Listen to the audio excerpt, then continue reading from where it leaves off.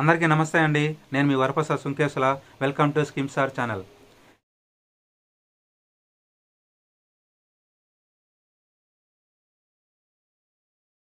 ఈరోజు ఏపీలో ఉన్న ప్రతి ఒక్కరికి మన కూటమి ప్రభుత్వం తన యొక్క అఫీషియల్ వెబ్సైట్ ద్వారా ఏపీలో ప్రతి ఒక్కరికి శుభవార్త తెలియజేసింది. అది ఏమిరా అంటే, ఏపీలో నివసిస్తున్న ప్రతి ఒక్కరికి కొత్త రేషన్ కార్డులు అనేవి మంజూరు చేయడానికి ఈ ప్రభుత్వం పూనుకొనింది.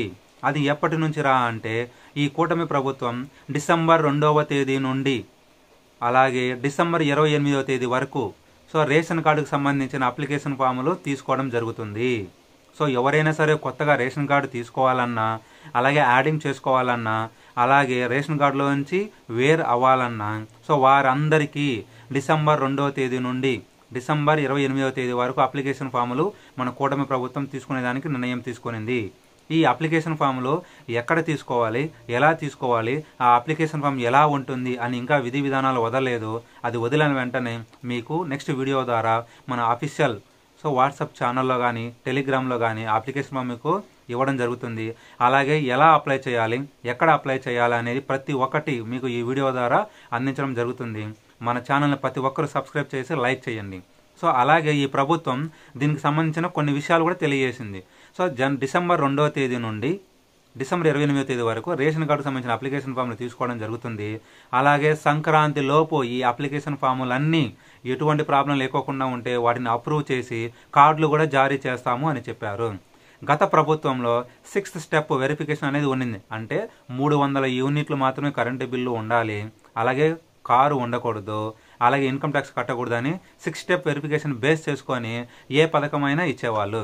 కానీ ఈ ప్రభుత్వము ఆ 6th స్టెప్ వెరిఫికేషన్ అనేది తీసివేయడం జరిగినది.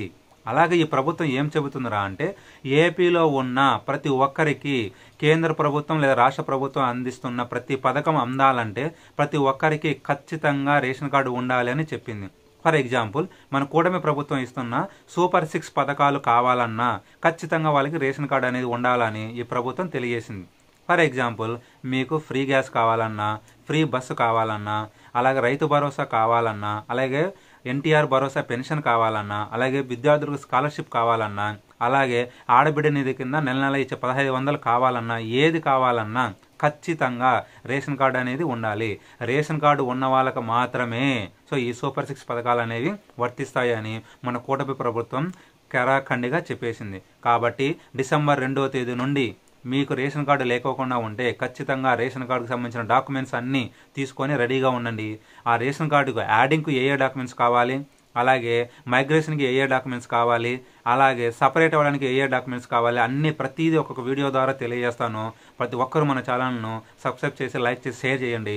దానివలన ఈ యొక్క ఇన్ఫర్మేషన్ అనేది ఏపీలో ఉన్న ఇంకా చాలా మంది తెలియని వాళ్ళకి వెళుతుందన్నమాట. Thank you very much.